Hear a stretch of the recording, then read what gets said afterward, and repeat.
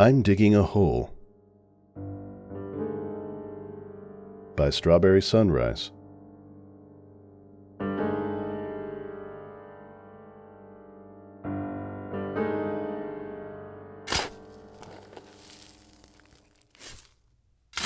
It was a beautiful day. The sun was shining, the birds were chirping, and Applejack was digging a hole. She wasn't quite sure why she was digging the hole. It just felt like something she should do.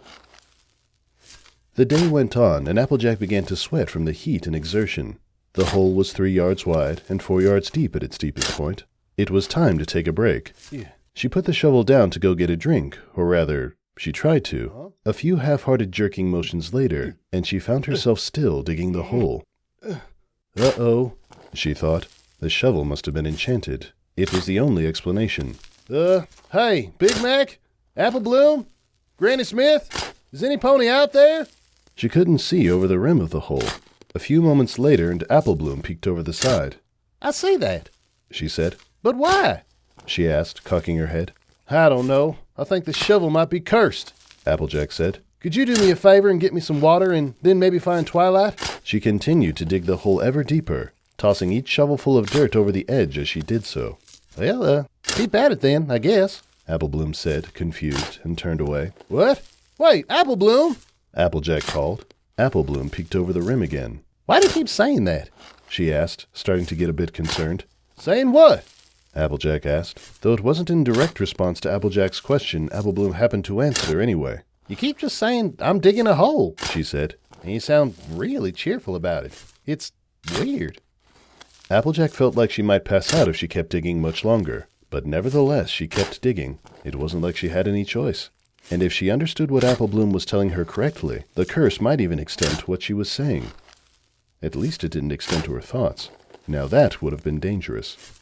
With some effort, Applejack managed to lift one hoof from the shovel, still digging with the other, and make a motion like drinking from a glass. Then she found herself putting the hoof back on the shovel again. You want something to drink? Apple Bloom asked. Yes, Applejack said, thankful that Apple Bloom had understood. Then, remembering the situation she was in, she nodded vigorously. Apple Bloom nodded back. That shovel's cursed, ain't it? Applejack nodded again. You're digging a hole. Got it. Apple Bloom winked, and then she left.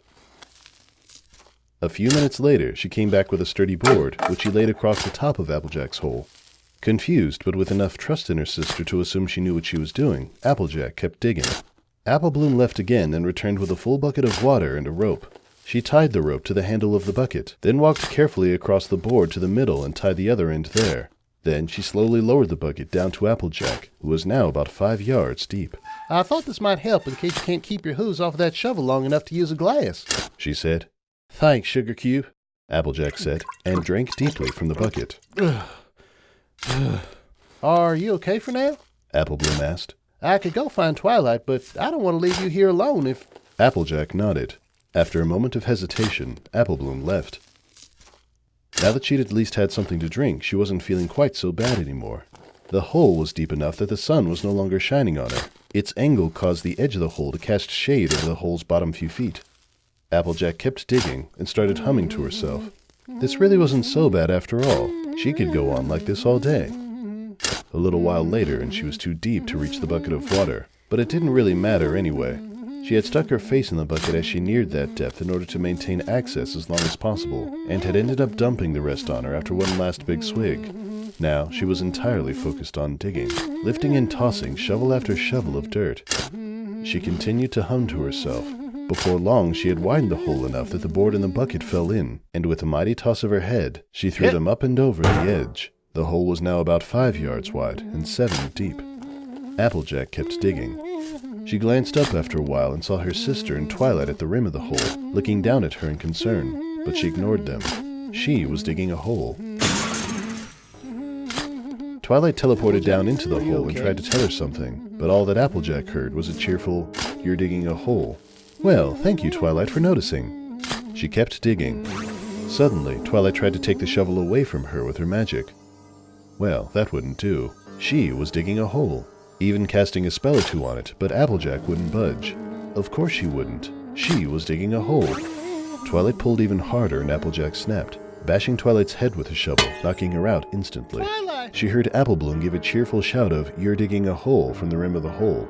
Applejack waved to her with one hoof, then bashed Twilight's head a few more times for good measure. Applebloom left. After the last bash to Twilight's head, Applejack suddenly didn't feel like digging a hole anymore. She felt like filling this one in. Changing her focus from the bottom of the hole to one of the walls, she eventually managed to collapse it and create a slope that she could climb up. Once she reached the top, she began to push the dirt that she had been throwing up there all along back into the hole. Twilight's body was covered immediately, and before long, the rest of the hole had been filled in as well. She smoothed down the top of the hole so perfectly that no pony would have ever known it was there, and then set the shovel down. Blinking a few times, Applejack looked around. What happened? The last thing she remembered was picking up some random shovel that was on Sweet Apple Acres property for some reason, but she must have blacked out for a second, and now it was on the ground again. A board with a bucket tied to it was on the ground a few feet away.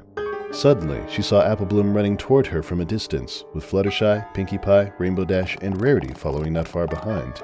As Applebloom neared Applejack, she skidded to a stop, staring at the ground in wide-eyed horror. The 4 members of the main 6 who were with her stopped too, staring silently at the ground, then at Applejack, then back to the ground again. "What's wrong, Sugar Cube?" Applejack asked.